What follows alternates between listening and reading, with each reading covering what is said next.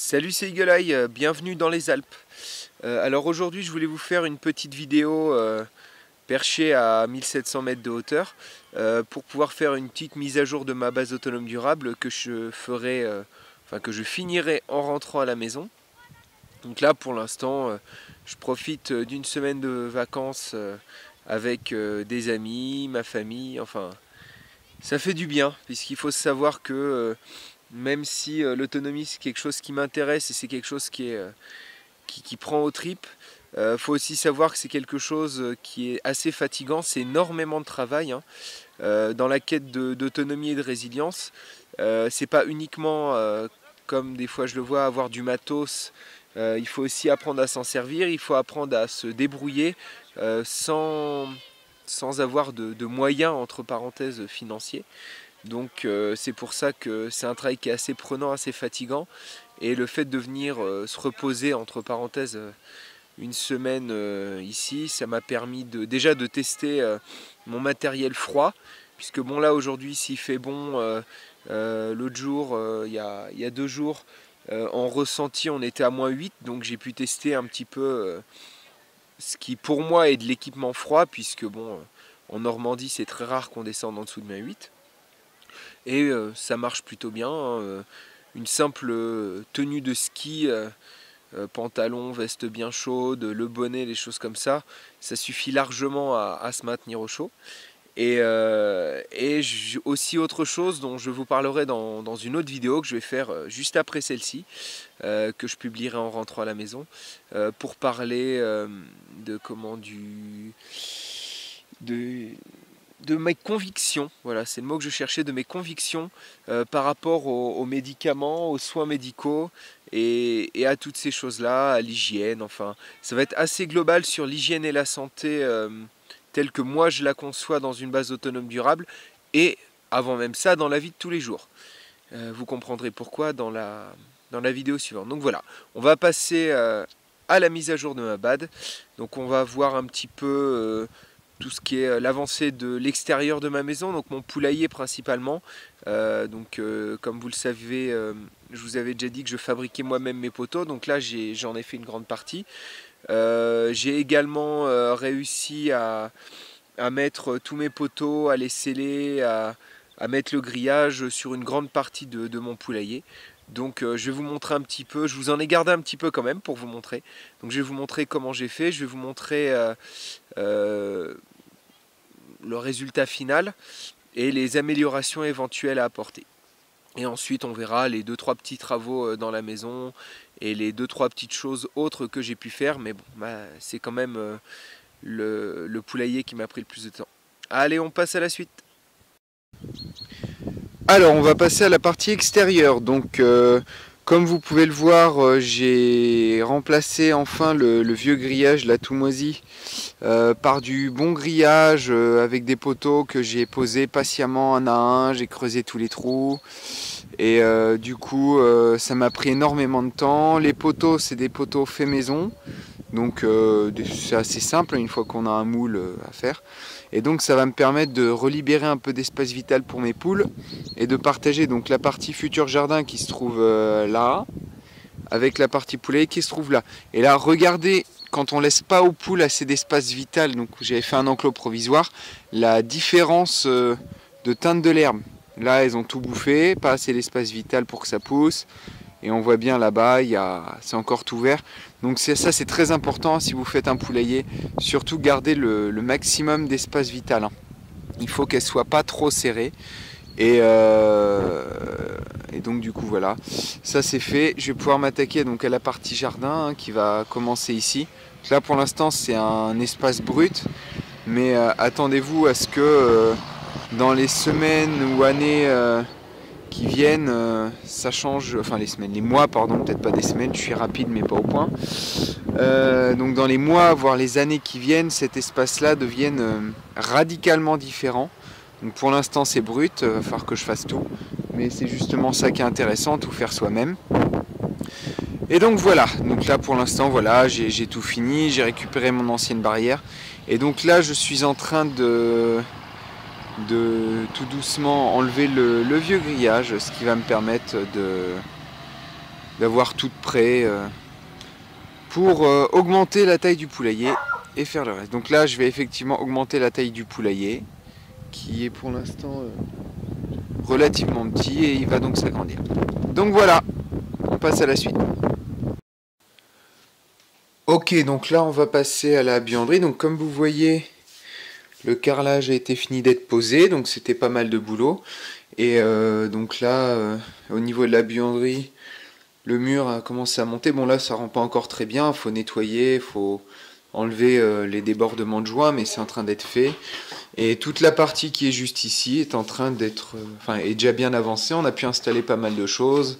Bon, il reste beaucoup de boulot, mais ça, je vais le faire avec mon beau-père. Ça sera beaucoup plus rapide. Il s'y connaît mieux. Disons que pour l'instant, l'utilité est là. Maintenant, l'esthétique, disons que je préfère me concentrer sur autre chose, quoi. Donc voilà, j'ai... Attends, ma chérie. Donc, j'ai tout ce qu'il faut. Donc, regardez bien. Moi, la chose que je conseille à tout le monde, acheter local, acheter des bons fruits, des bons légumes. Bon, ça, certes, c'est pas local, mais c'est du bio, hein, c'est bien aussi de pouvoir varier. Et donc, une dernière chose, j'ai augmenté un petit peu les stocks. Donc ça, c'est important aussi. J'aime bien vous montrer au jour le jour ce que je prends en stock. Donc vous voyez, à chaque fois, je vais à la Biocoop, j'achète des pâtes, par exemple, et je les mets dans des bocaux. Donc pour l'instant, il n'y en a pas beaucoup, mais plus c'est ira, plus j'en aurai. Il y a du riz. Vous voyez, tous les bocaux que j'ai, je les récupère. Ça sert à rien de les jeter au tri, hein. C'est toujours utile un bocal. Vous stockez du riz, des pâtes, ça permet de les stocker dans des bonnes conditions. Et là, vous en avez déjà pas mal, ce qui permet d'éviter d'avoir trop d'emballage. Les mettre en bocaux, c'est bien parce que c'est réutilisable. Vous diminuez le nombre de déchets. Il faut penser un petit peu aussi à la planète. Donc vous voyez, je commence à avoir des stocks assez conséquents. Voilà, par exemple, n'hésitez pas à aller dans les magasins qui déstockent, surtout. Donc ça, c'était par exemple des trucs bio, hein, en déstockage, de la ratatouille, du miel aussi. Donc le miel, il faut savoir que vous trouvez un pot de miel qui a 50 000 ans, il est toujours consommable. Donc ça, c'est super bien, faut en stocker. Moi, personnellement, c'est un producteur du coin qui fait ça. 7,30 € le pot de 500 grammes, donc c'est pas excessif, hein, c'est moins cher qu'en supermarché. Vous avez un miel qui est totalement entier, donc il faut savoir que la plupart des miels dans le commerce sont bouillis. Celui-là, il l'est pas, et il est de super qualité. Donc là, pareil, c'est des petits pois carottes bio que j'ai eu pour 3 fois rien, parce que c'est des déstockages, parce que vous vous souvenez de la vidéo que j'ai faite, c'est des dates limites d'utilisation optimale qui sont arrivées à terme. Donc ça veut dire que soi-disant ils vont perdre en saveur et tout. C'est exactement pareil, hein, c'est tout aussi nutritif, c'est tout aussi bon. Donc voilà, j'ai fait vraiment le maximum de stock. Ça pareil, c'est des trucs commerce équitable. Regardez, c'est 1,50 €, vous avez 4 pots de fruits. Enfin, c'est des fruits, c'est du bio, c'est du équitable. C'est vraiment pas cher du tout, c'est dans les magasins de déstockage. Moi, je vous le conseille vivement. Donc voilà, donc, comme vous voyez, hein, j'ai avancé un petit peu au niveau de la buanderie. Là, je suis plutôt tranquille. Donc voilà, visuellement c'est pas énorme, c'est sûr, mais croyez-moi, c'est énormément de boulot qui a été fait. C'est vraiment sympa. C'est très pratique comme pièce. Bientôt j'aurai des étagères, des trucs comme ça en plus pour stocker. Donc ça sera très pratique. Voilà, on passe à la suite. Donc voilà, là je vous ai montré un petit peu tout ce que j'ai fait récemment. Certes, encore une fois, c'est pas impressionnant visuellement, mais c'est pas non plus le but du blog de faire, on va dire, dans le bling bling.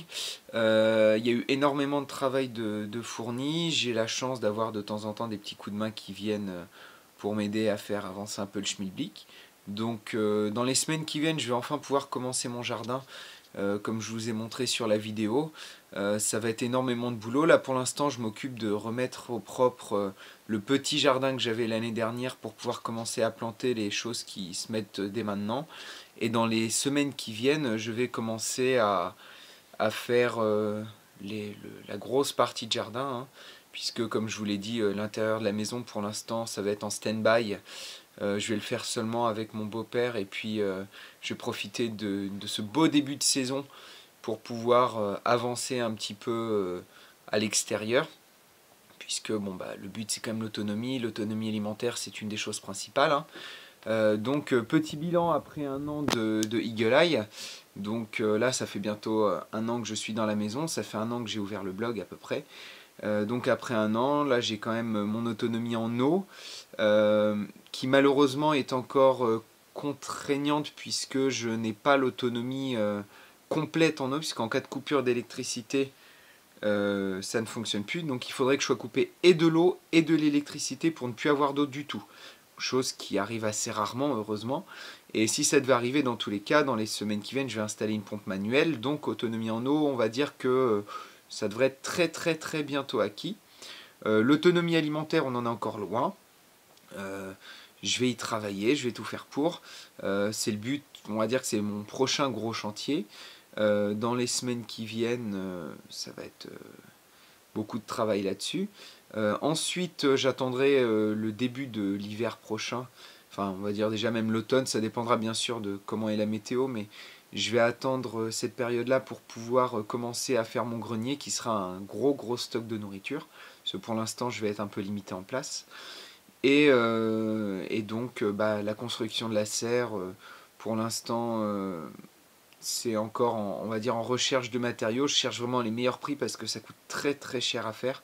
Et vu que je veux que ça soit solide et définitif, ou quasi définitif, il va falloir que ça prenne un petit peu de temps, mais que je m'applique bien pour ça. Donc voilà. Je pense vous avoir à peu près tout dit. Donc encore une fois, mille merci de suivre cette chaîne YouTube. Vous pouvez également vous inscrire sur Facebook et bien entendu aller sur le blog Eagle Eye 50, puisque de temps en temps j'y publie également des articles écrits. Je sais qu'il y en a qui n'aiment pas lire, c'est pour ça que le support vidéo j'aime bien, c'est rapide, c'est accessible à tous. Mais n'hésitez pas quand même à aller voir sur le blog et sur Facebook, puisque sur Facebook je mets aussi ce que je fais en ce moment, quelques infos, quelques liens que je trouve intéressants. Donc voilà, n'hésitez pas, il y a plein de supports, autant en profiter. Le but que j'ai avec ce blog, c'est toujours de vous faire partager ce que je fais et si possible vous donner des idées.